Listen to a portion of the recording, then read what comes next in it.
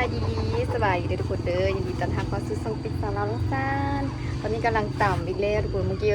หากะมาเวเนาะอันนี้ก็ต่ำตั้งแต่อันสวยคุณเนาะยังบ่ทันได้พักเบิ่งเงินบีบสิวไหมเป็นสิวขึ้นสาว ตอนนี้ลูกค้ากะนั่งกินอยู่เนาะดีใจว่าติ๊กเอาลงโซเชียลเนาะเอาลงต่อแล้วก็จ้อนเห็นสิแต่ว่ามันมีคลิปหนึ่งจะขึ้นฟีดแล้วมีอันลูกค้านำมาหาหลายคนเติบเนาะพี่ก็ดีใจอันนี้ก็เป็นอันนี้นี่เป็นลูกค้าที่มาไกลที่สุดที่ที่เอาลงโซเชียลเนาะแล้วก็เจ้านำมาน่ะอยู่บ้านนาใส่จะข้ามอีก 3-4 บ้านพุ่นแหละจึงฮอดบ้านคนวัดเฮาเนาะทางกะทางนี่ก็โหดได้เลยทางบ้านนาใส่นี่น่ะเป็นทางดินแดงอีกขี้ฝุ่นคันว่ายามฝนจังซี่แล้วมันขี้ตมทางนี้ยากเลยแหละเนาะแต่ว่าเพิ่นกับน้องๆเพิ่นก็ยังแบบว่าอุตส่าห์ตั้งใจมาหากินนะที่ก็ดีใจเมื่อวานนี้ก็มีผู้หนึ่งเราเว้าคือค่าคนเวียดทุกคนแต่น่าจะเป็นคนเวียดมาอยู่ลาวเนาะเรามาแต่บ้านคนเล่าบ้านคนเล่านี่จะข้ามมาฮอดบ้านเฮานี่บ้าน1-2บ้านเนาะนั่นแหละเพิ่นไปรับลูกเพิ่นอยู่บ้านสำคอนเนาะเพิ่นอยู่บ้านคนเล่าซึ่งบ้านคนเล่าจึงมาฮอดบ้านสำคอนสิว่าจังซี่ก็คือสิยาวพุ่นเนาะสิไกลพุ่นว่าคือสิบ่ฮู้เนาะ แปลว่ามันข้ามมา2 หรือ 3บ้านนะทุกคนแล้วจึงมาฮอดแต่ก็ไกลเติบเด้แบบเห็นลูกค้ามาแต่ไกลแบบตั้งใจมากินติก็ดีใจผู้ที่ติว่าอีเมลโทรนำไปส่งตาลีเทเรอูอะไรเนาะไปส่งตาลีให้เทเรอูหั่นล่ะอีเมลโทรนำ2-3 สายว่าลูกค้ามากินนะก็คือผู้ที่เพิ่นนำมาจากที่ติ๊กเอาลงโซเชียลเนาะนำมาจากแอปต่อเนาะดีใจแบบมีคนเริ่มรู้จักหลายแล้วทุกคนอันนี้ก็เป็นน้องๆเพิ่นมาเตะทางนาไซแต่หาก็ออกไปบางกี้นี่ก็ไอ้ตุ้ยออกไปรับออโต้แล้วเพราะว่าฮอดโมงรับออโต้แล้วเนาะเพิ่นค่อนข้างขี้อายแล้วแบบไปถ่ายคิวเพิ่นก็ขี้อายตอนนี้ติ๊กกำลังสิตามไปให้เสาสูเนาะเสาสูตั้งเป็นสร้างเป็นตำตอนเครื่องหันอีหยังก็เบิดแล้วเป็นตอนแรงพุ่นเลยก็จะมาส่งเครื่องให้นะแล้วเป็นมักเล่นมักหนาวอีหยังก็เบิดให้เมย์ไปตลาดให้อยู่ไปว่าก็จะมาสร้างแล้วต่อกันมาละเครื่องมันเบิดหั่นน่ะเมื่อวานนี้ติ๊กก็ไปซื้อมาไว้เนี่ยละถ้าอีเมย์มาอยู่ตำเสาสูสร้างเป็นตำตอนจ้าป้าควันป้ากองโหดขนาดเปิดหม้อมาเพราะว่าตอนนี้กำลังลวกเครื่องไว้ท่าเอาเดี๋ยวลวกเครื่องไว้ก่อนคนเดี๋ยวอีเมย์มาแล้วสิฟ้าตำไปให้เสาสูเลยเพราะว่าย่าเราท่าดุนเด็ดเนาะตอนนี้ว่างนะคะตั้งเย็นมาตัดผมบุ้งว่าหอมนี้สีหายบอกเด็ดเนาะอุ่นเบิ่งกันจ้าตัดเปลี่ยนฮานใหม่เรามาลองฮานนี้เบิ่งเด็ดเนาะตัดผมบ่นู่นน่ะเอาเบิ่งสีหายบ่นี่นะยังอารมณ์ดีอยู่ยังขาคิวอยู่ก็ยังตัดให้ขาอยู่ว่าเชื่อไปซื้อพิซซ่ากินพิซซ่าอยู่บ้านเลยเนาะคือว่าคิดยากแล้วเอาตั้งหยิบมาตัดผมเลยตัดผมเนาะตึงเนาะตัดผมเนาะตัดบ่ตัดแต้เนาะ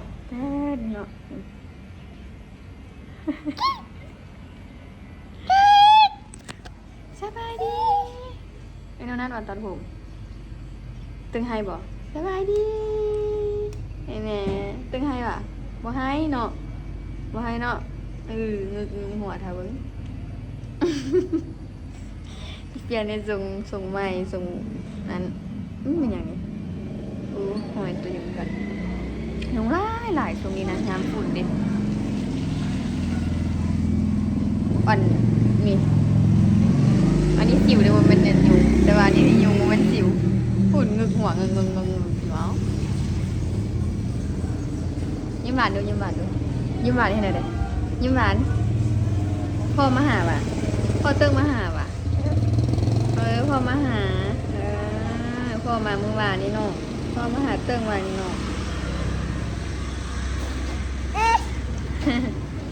ยิ้มหวานก่อนนะเฮ้ย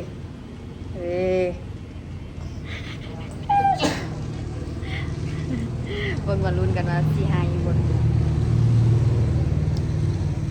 หอมนั่นน่ะหอมทำอินหันหัวหอมอินบ่ให้หอมที่2 พันให้หอมที่3ไปนั่นจักให้มุฮารีพอพาไปตัดเนาะหอมที่3เป็นหอมนี้ว่าสีหายบ่ตัดผมแล้วกับว่าลาบ่ต้องให้เด้อ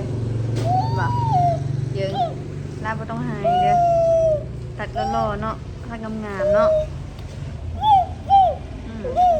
ต้นหูนี่ต้นหูเติ้งนี่บ่ต้นหูเติ้งนี่ว่ะโอ้เบิ่งเนี่ยเบิ่งว่าเบิ่งรถเขียวทาง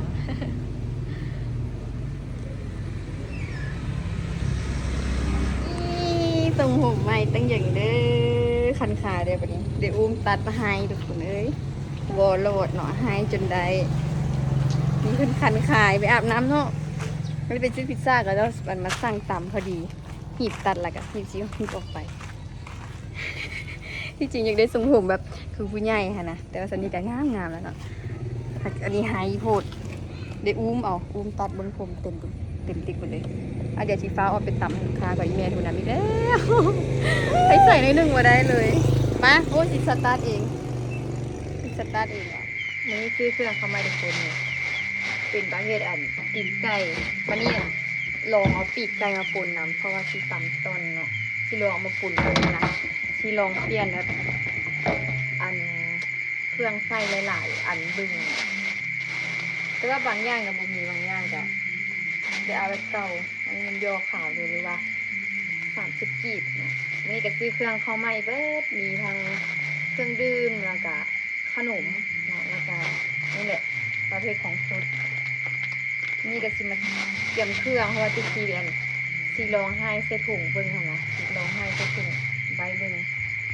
เพราะว่าท่านมาติ๊กก็ได้ให้เซถุงมาเดี๋ยวมีแต่ซอยเซตกล้องแล้วก็เซตตู้เย็นแล้วก็กะเอาเนาะมันนี่ก็สิลองมาให้เซถุงลองเบิ้ง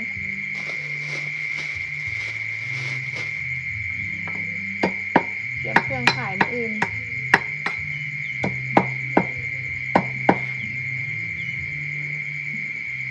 ก็เจ้านำมา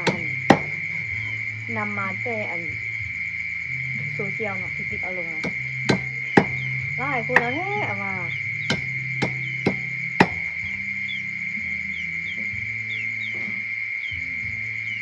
แบบมันบังเอิญขึ้นฟีดนะคลิปตัวนั้นนะแล้วก็เจ้านำมาส่วนหลายเป็นวัยรุ่นเล็กน้อยวัยรุ่นเนาะอยู่ใกล้ๆกันยังมา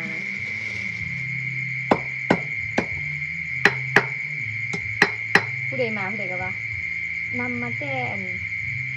ต่อเด้อ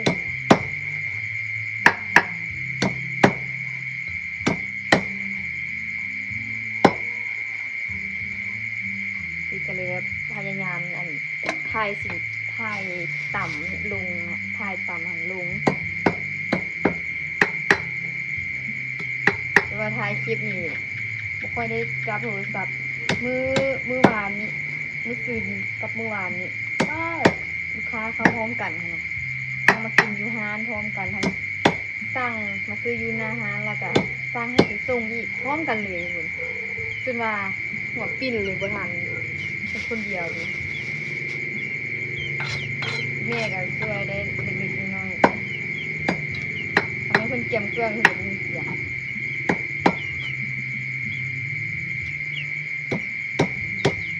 แล้วเพื่อไปซื้อเครื่องแล้วก็ไปส่ง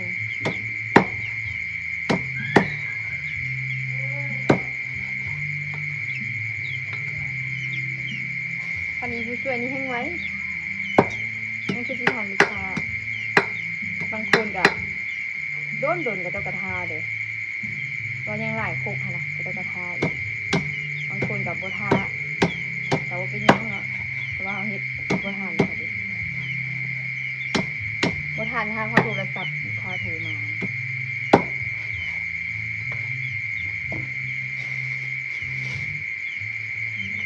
ซอยหมึกกรอบนี่เอาโล 1เพราะว่าย้ามันบงงามแดงนะมันก็แล้วแต่บางเทื่อแม่ค้ามาส่งให้บางเทื่อกับงานเทื่อกับบงงามกันเลยว่า เอาโลหนึ่งก่อนแล้วแต่บางเที่ยวเดี๋ยวก็เอา2 โลเดี๋ยวก็เอาโลหนึ่ง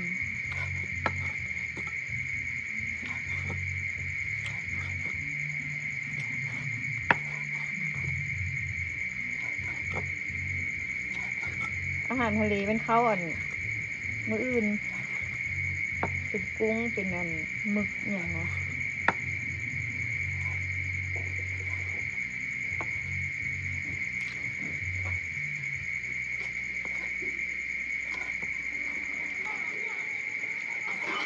เพราะว่าช่วงนี้เริ่มมีลูกค้ามาล่ากันเลยละยานบ่ทันสีแพ็คใส่ถุงไว้นะคือสิไวกว่านะ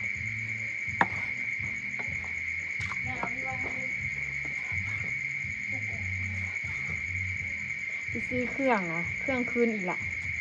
แต่ละเทื่อไปซื้อแต่ละมื้อไปซื้อนะนี่แต่ราคาคืนเป็นขนมเป็นเครื่องดื่มคือกัน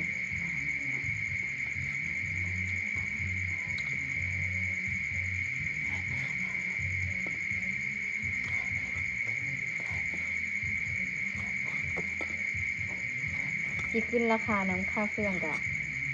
คือว่าเพลงพูดมีแต่ลดปริมาณลง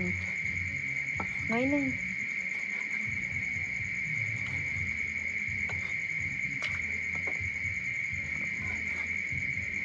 เพราะว่าบางอย่างที่กะจำเป็นต้องได้ขึ้นนำคือกันนะบางอย่างกะยังบ่ได้ขึ้นแต่ว่าลดปริมาณลงน้อยนึง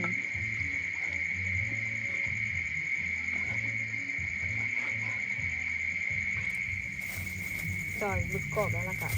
คือละซอย30 กีบ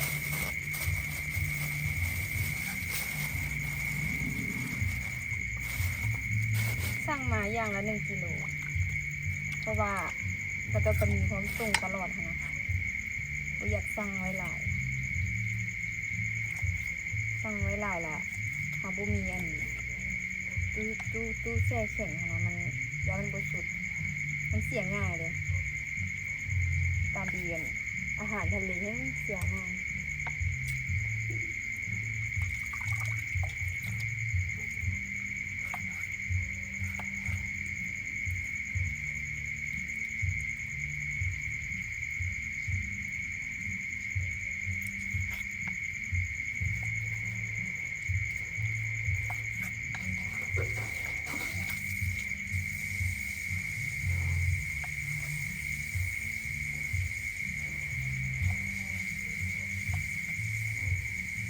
สั่ง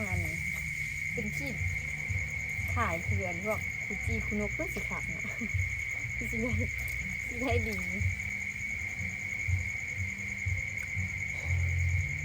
แต่ว่ากระเจ้าขายเป็นคุจีคุนกแล้วขายเป็นชิ้นดาดเนาะชิ้นดาดก็คือหมูกระทะแต่คุจีมันขายเป็นยำจีนหมาล่าทางแต่ว่าคันเฮาที่สร้างเป็นขีดแบบนั้นนี่คือสิบุญไห่มาสั่งนะเพราะว่านี่ต่ำเนาะแต่เรากินได้โบหลายแบบนั้น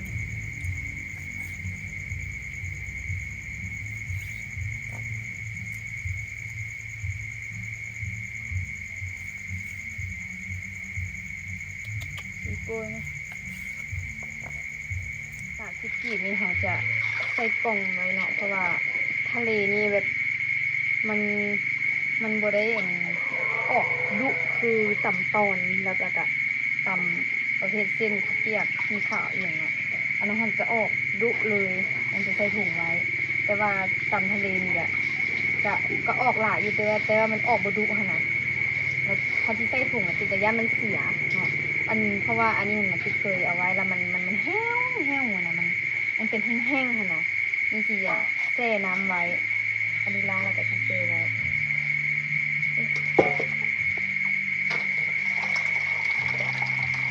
ที่เอาน้ำใหม่ใช่อันที่ใส่กล่องไว้ต้องได้แช่น้ำเลยทำโบแช่น้ำแล้วมันแห้วติดรวงมาแล้วเนาะถ้าแช่น้ำสิแล้วมันจะเป็นแบบนี้อยู่ตลอดเลย งามๆแบบนี้ตลอดเลย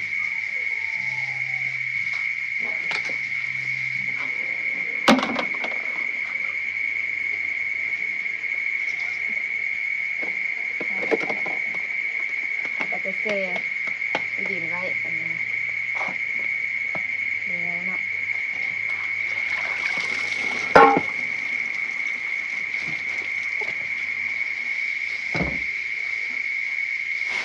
มีอีกอย่างนี้นะมาซอยซีนให้ดอกไว้แบบนี้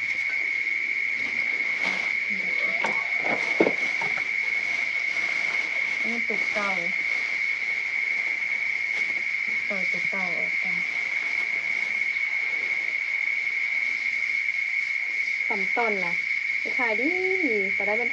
ป็นตำทะเลขายดีอันนี้เป็นตำต้นช่วงนึงให้เป็นตำมีไว้ช่วงนี้เราเป็นตำต้นมีข่าวเขาเปียกดี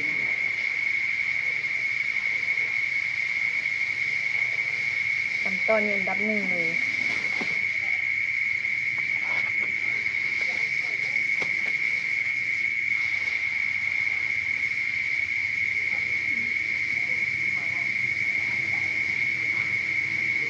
แต่ติกะจิบได้เกี่ยมเบิดแบบเกี่ยมแบบประมาณ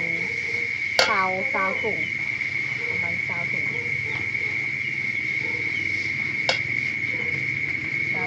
ถุงประมาณนี้ไว้นะ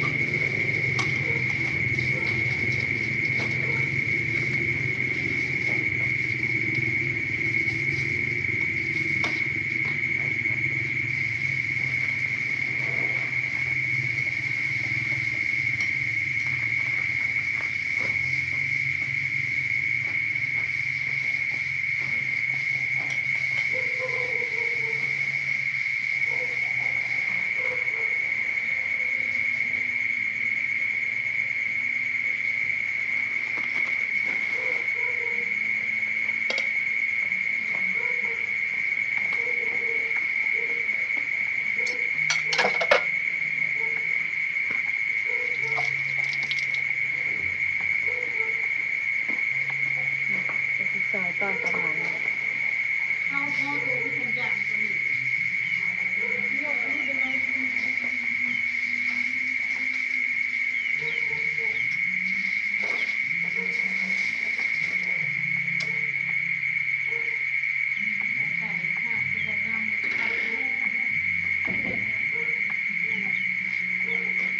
เล็กน้อยหวานนี่เลยเอาน้ำซีดใส่กัน เอากล้วยขวดออกมา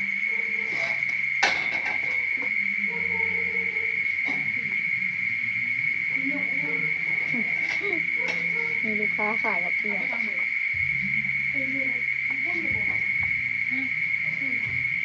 เอาตัวน้อยให้แม่ไปอันนี้เข้า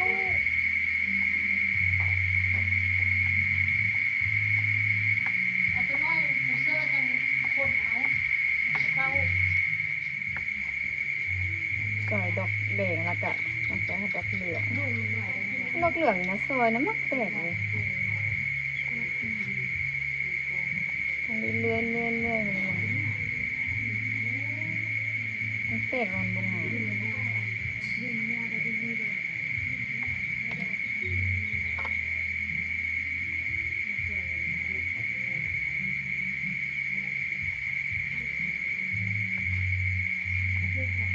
ใส่ทุกอย่างเนี่ยละน้อยเนาะแนวละน้อยแล้วแบบใส่ครบแล้วคือว่าหลาย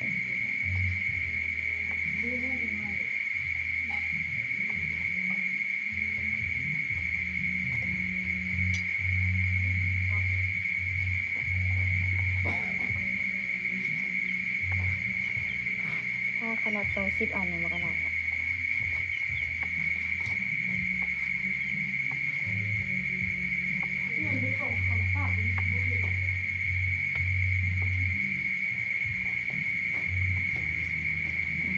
แดงเนี่ย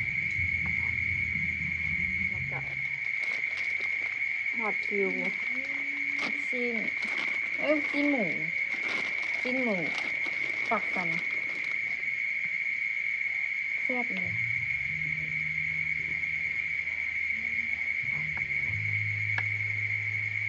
ลูกง่ายไง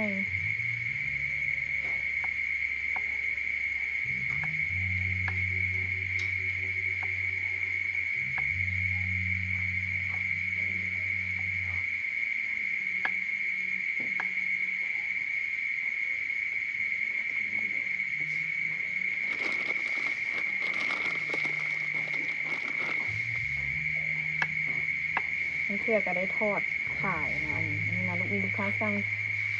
ทอดลูกซีนแต่ได้ทอดไปซอยอุ้ยนะไปซอยถุงหนึ่งแล้วอีกถุงหนึ่งเนี่ยเอาไว้นะอันนี้จะเอาไว้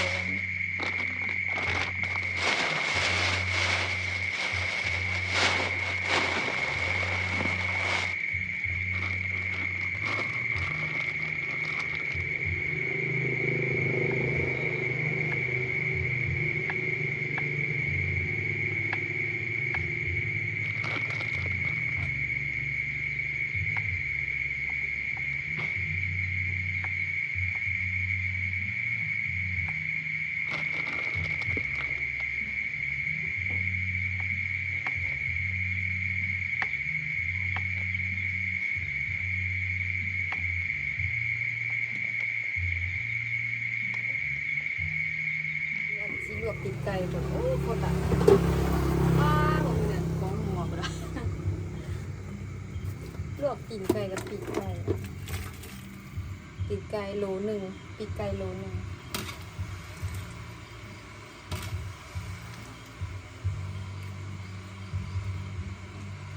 ลวกก่อนแล้วจึง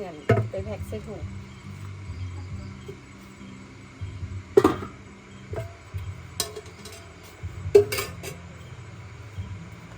ให้มันนั้นนิดนึงล่ะจึงเสียวออก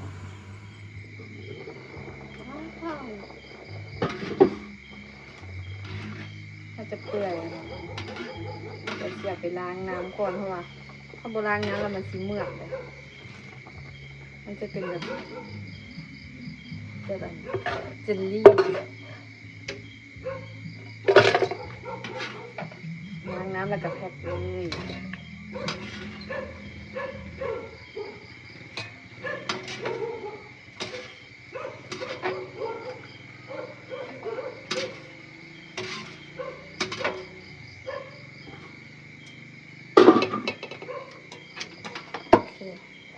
เดี๋ยวไปล้างน้ำก่อนทุกคนโอ้โห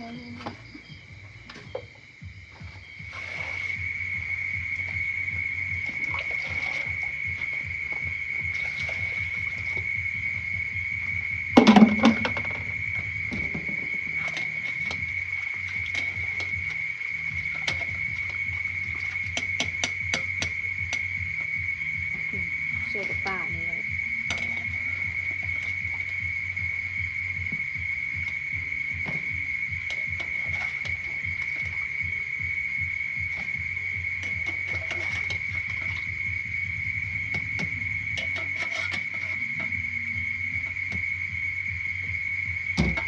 ทอกเลยนะ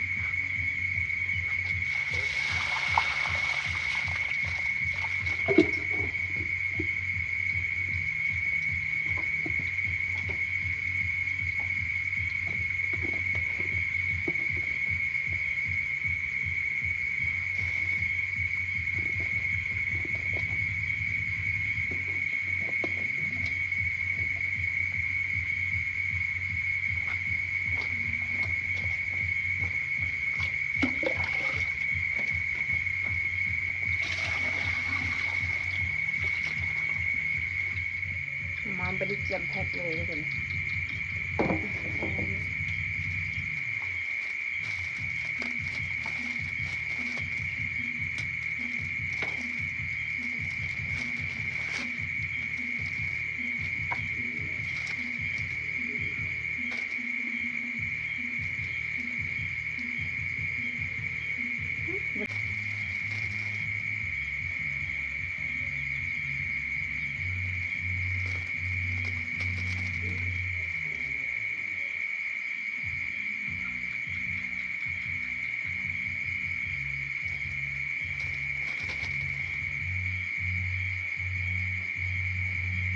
ตีนกับปีกปนกัน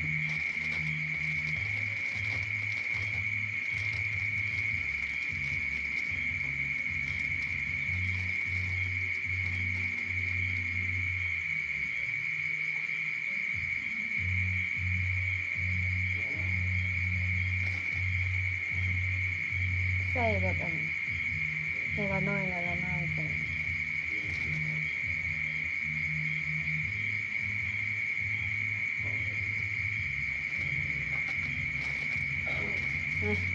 กระดาษซับนี้เลยนะ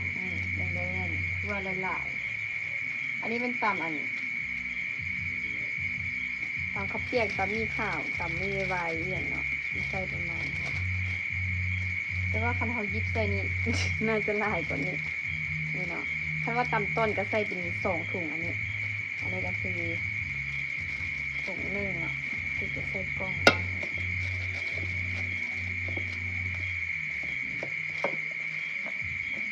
อันนี้ถุงหนึ่งก็คือครกหนึ่ง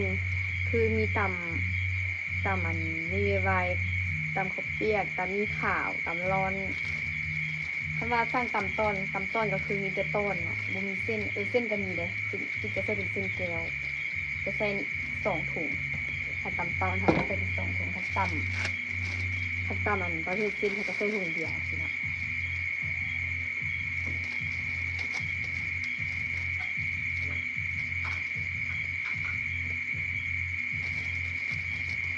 ขนาดนี้เขาจับใส่เองค่ะเนาะติ๊กจะใส่2 ตีนเลยตำต้นแล้วใส่3 ตีนรู้สึกว่าหลายอยู่ด้วยเนาะอันนี้ขนาดใส่ในเดียวนี่ก็ยังบักหลายที่ผ่านมาค่ะนะ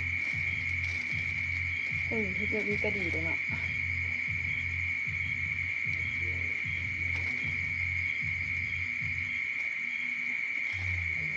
มันไวแล้วก็ของฮู้ว่ามันของฮู้ให้ปริมาณมันได้ซ้ำกันอันนี้นับใช่ไหมเนี่ยก่อนลองใส่5-6 ต้น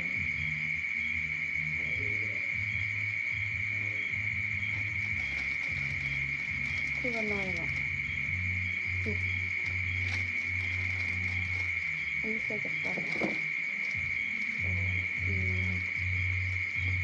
8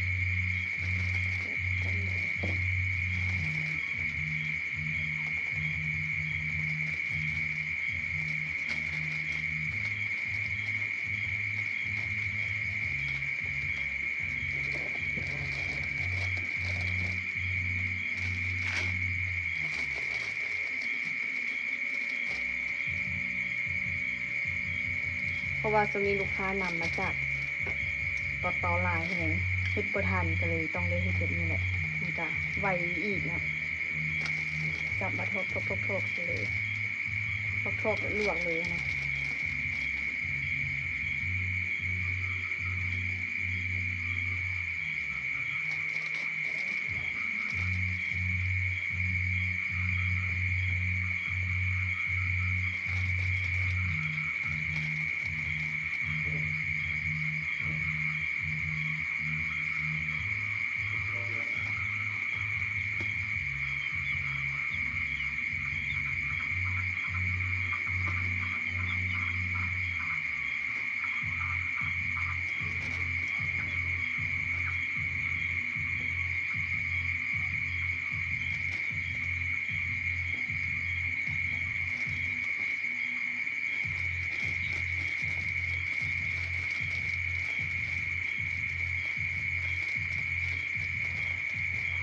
นี่ตำตอนทุกคนดูไงหลายเลยเนาะที่ขายครบนึง70 อันบอกตอนมันหลายคนเลยคันว่าใส่2 ถุงตอน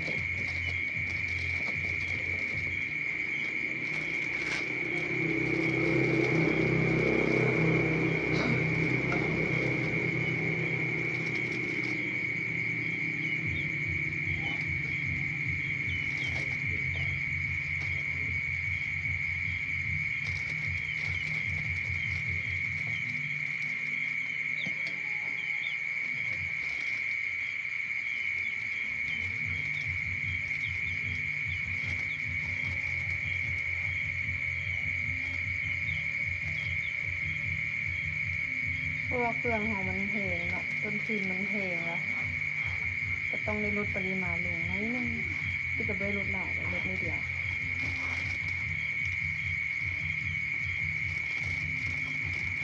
ลดแบบกะเอาเลย